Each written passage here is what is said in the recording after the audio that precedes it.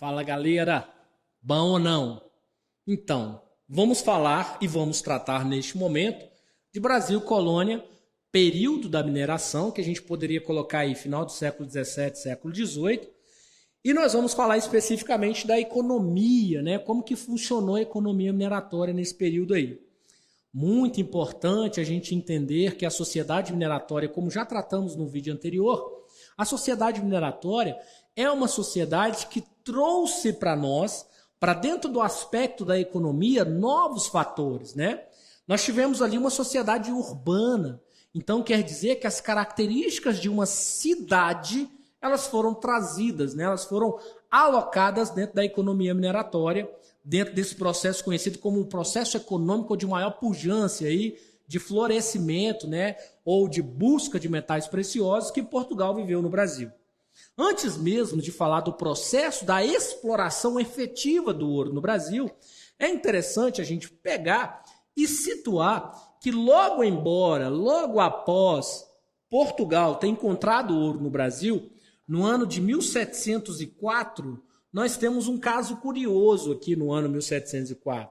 A partir de 1704, o Brasil vai assinar, quer dizer, os portugueses vão assinar com os ingleses o famoso Tratado de Methuen.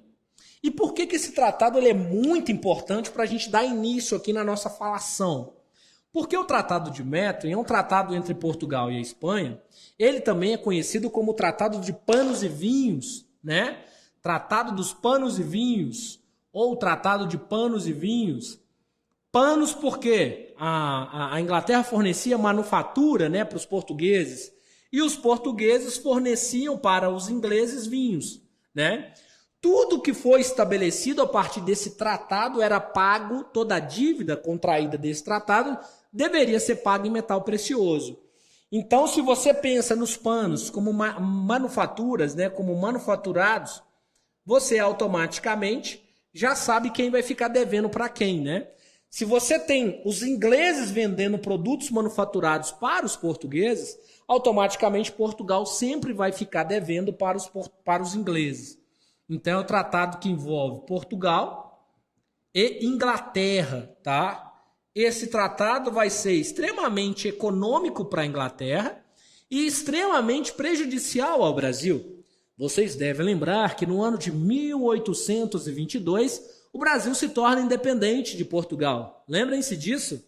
E lá naquele momento, o Brasil resolve assumir uma dívida que os portugueses tinham com os ingleses. Inclusive, essa dívida foi colocada na conta do Brasil para que Portugal reconhecesse a independência do Brasil. A dívida que Portugal tinha era justamente com a Inglaterra. O Brasil assumia a partir dali 2 milhões de libras esterlinas, que era a dívida com os ingleses. Só para vocês entenderem que isso tem implicações no futuro, né? Quando a gente estiver falando de processo de independência do Brasil. Então, o Tratado de Methuen demonstra para a gente que os ingleses vão participar ativamente do processo de requerimento ou do processo de exploração do ouro brasileiro.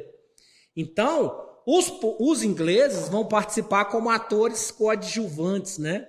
Eles não são os exploradores do ouro no Brasil, mas eles são os que mais recolhem ouro no Brasil por conta do tratado que eles fazem com os portugueses. Alguns vão dizer que os portugueses eram idiotas, né, por fazer tamanha besteira com o tratado. Bastava a gente lembrar que dentro da proposta mercantilista, vamos pegar aqui o mercantilismo e colocar ele aqui também, porque a gente tem que fazer as associações, é isso que a prova de vestibular pede de vocês. Quando a gente pega o mercantilismo, os dois representantes dos quais a gente está falando, tanto Portugal quanto a Inglaterra, eles aplicavam conceitos diferentes dentro da lógica do mercantilismo, lembram? Portugal aplicava a lógica da busca dos metais preciosos, que nós chamamos de metalismo, e os ingleses automaticamente colocavam em prática o comercialismo. Então, automaticamente, Portugal e Inglaterra têm figurativamente questões diferentes a serem tratadas aí. E é importante que a gente veja essas diferenças para a gente poder analisar. Se a gente tem Portugal como metalista, escrevam a palavra inteira aí, ó, metalismo, né? Se Portugal é metalista, a Inglaterra é comercialista ou comercialismo. Qual que é a diferença, Anderson?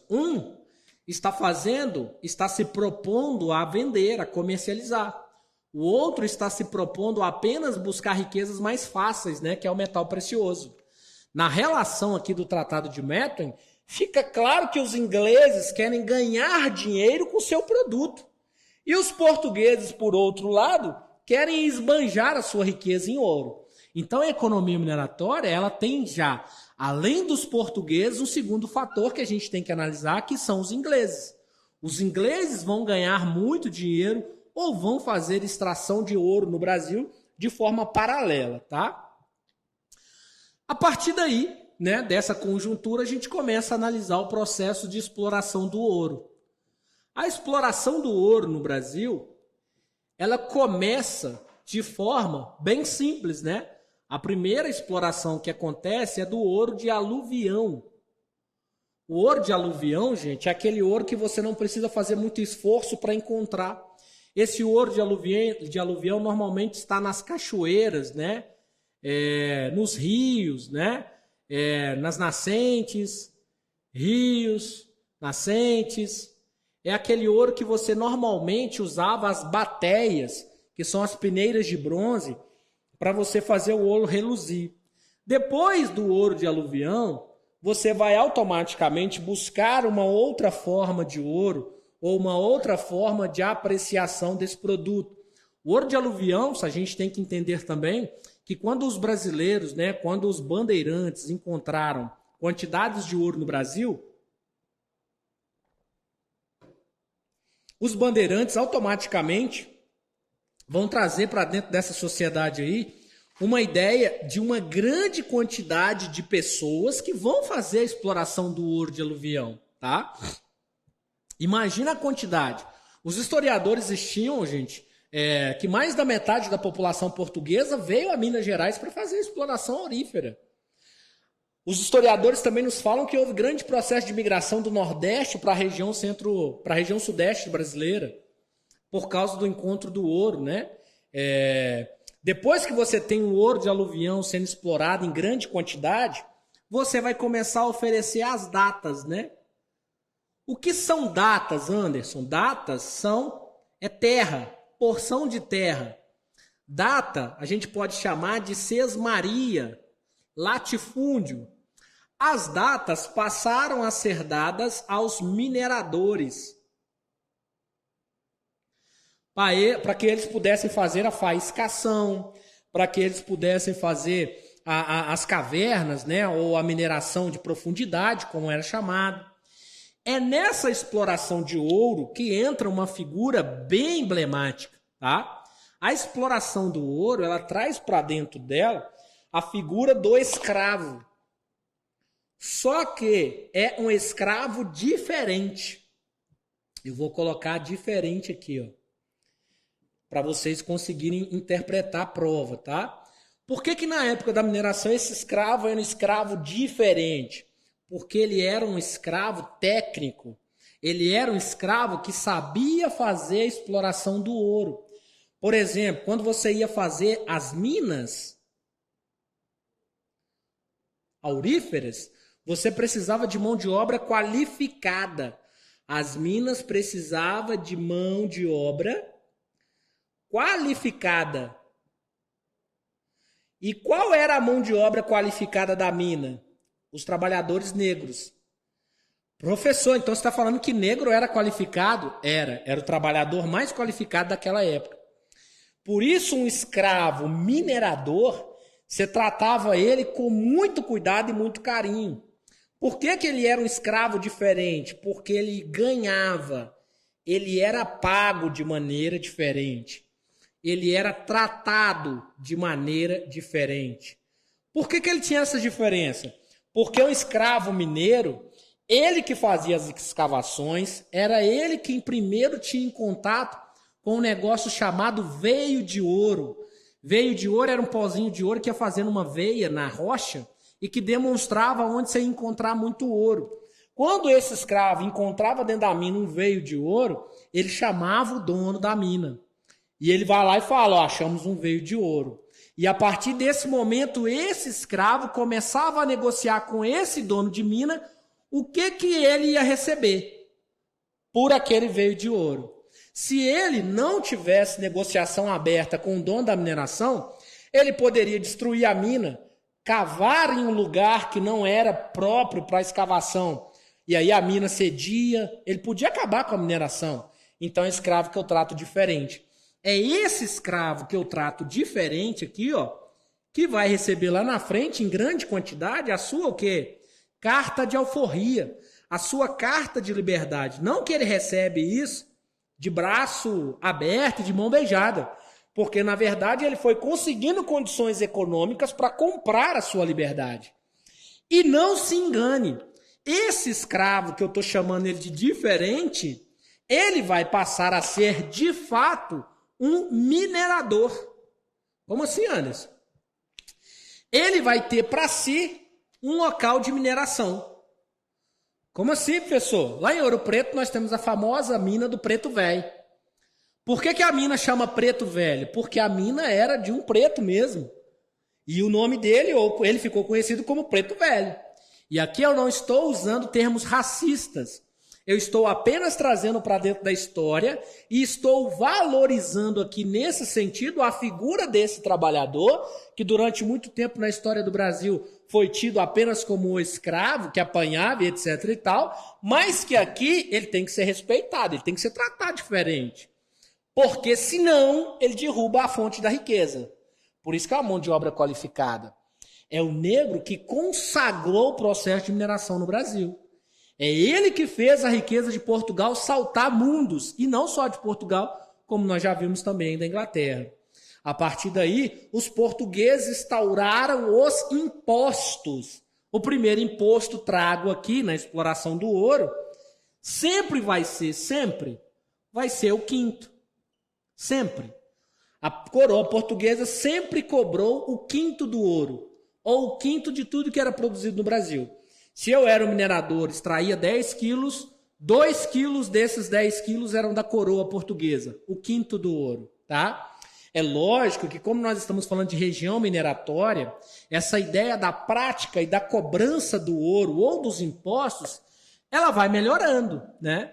Por que ela vai melhorando, Anderson? Porque eu consigo formas diferentes, né? Eu consigo cobrar de forma diferente da sociedade essa prática de impostos, que são imposições do próprio governo.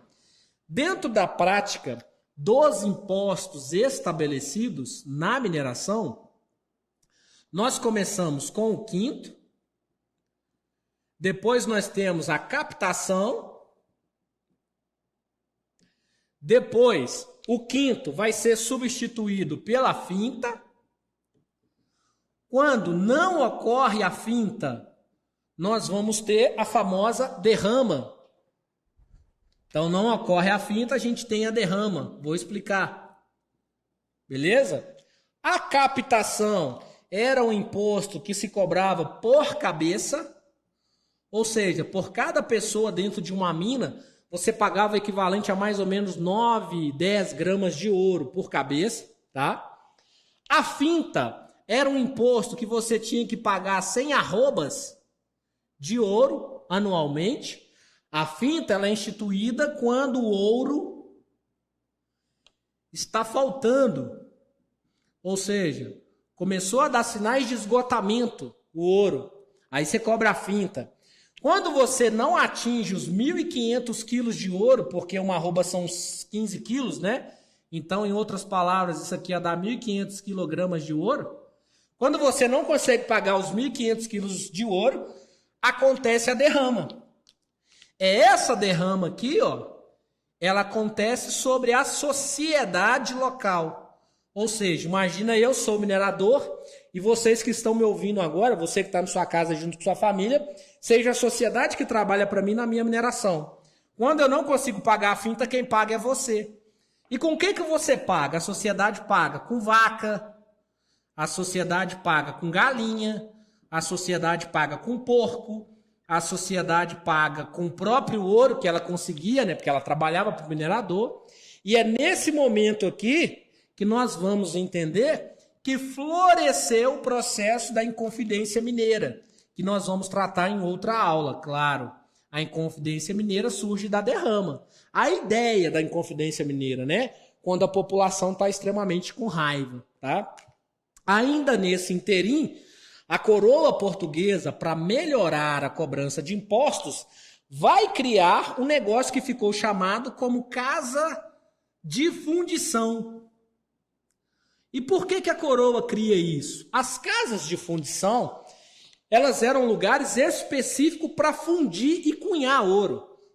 É como se fosse uma casa da moeda. Quando a gente vai em Ouro Preto, tem um lugar lá chamado Casa dos Contos. Em breve, né? Muito em breve, eu acredito nisso, nós voltaremos. Eu quero voltar, né, com a nossa tradicional viagem a Ouro Preto. Quando a gente vai a Ouro Preto, lá na Casa dos Contos, a gente pode ver isso. A casa de fundição, ela quer acabar com o quê? Qual que é o primeiro objetivo da casa de fundição? O objetivo da casa de fundição é acabar com o contrabando. Acabar com o contrabando de ouro. A galera estava contrabandeando ouro. E como assim antes, contrabando de ouro? Como você tinha que pagar a quinta parte do ouro para a coroa portuguesa, às vezes você não apresentava todo o ouro. E não tinha como você saber se o ouro foi apresentado ou não, porque todo o ouro era de aluvião, era in natura. Quando você chega com as casas de fundição, o que você passa a fazer? Você passa a criar as barrinhas de ouro. Aí a barra de ouro passa a ter uma data, a barrinha de ouro passa a ter a quantidade de ouro que ele tem, e ela tem o selo do Estado. Quer dizer que toda vez que você tiver com uma barrinha de ouro, esse ouro foi de fato o quê? Quintado. Eu paguei os impostos que eu devia com a barrinha de ouro. Se o ouro tivesse em espécie, quer dizer que você é um contrabandista. Tanto é verdade que essa questão do contrabando vai estar lá na frente, nas premissas das insatisfações do próprio Tiradentes. O Tiradentes vai dizer que se a coroa pagasse o valor devido pelo ouro, não ia haver contrabando. Ou seja, ele está enfatizando aqui o contrabando. E esse contrabando aqui foi praticado de diversas formas, né? A gente pode lembrar que o contrabando com o santo do pau oco, que a igreja estabeleceu. A gente pode lembrar aqui o contrabando com a crina do cavalo. Você já deve ter ouvido falar do termo lavando a égua. Era muito comum, né, você colocar ouro de aluvião na crina do cavalo. Você já deve ter ouvido falar esse termo de lavar a égua. Por quê? Para você tirar o ouro, você lavava a égua para cair o ouro e você estabelecer. Tinha negros, né, que no processo de exploração engoliam ouro, colocava ouro debaixo da unha. Era uma roubação danada.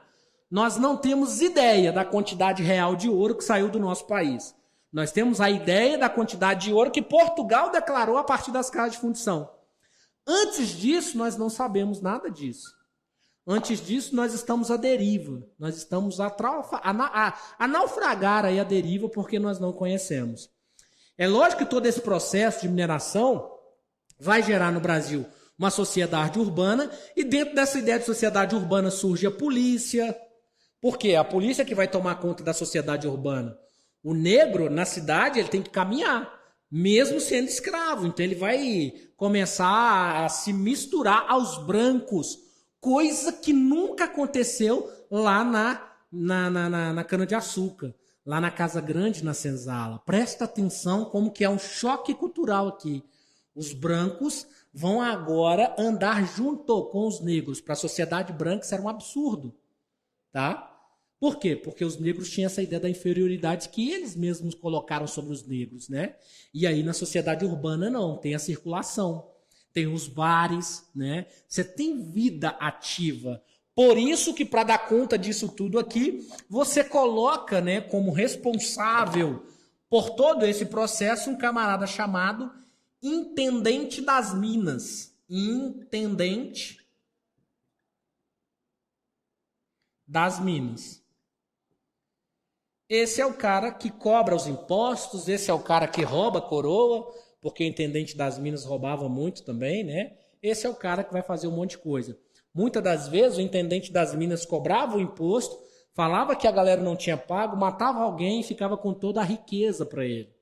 Recentemente, eu não me lembro qual novela que foi, mas a Rede Globo demonstrou isso numa novela Eu não faço a menor ideia agora do nome, tá?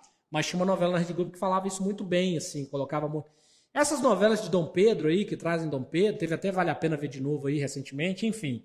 Eu não sei o nome que eu não assisti. Mas algumas cenas reportam a esse processo aqui, tá? Bom, se você entendeu, que bom. Se não entendeu, vai assistir de novo, vai entender. Que a gente continua falando da história do Brasil no nosso próximo vídeo aí. Tamo junto.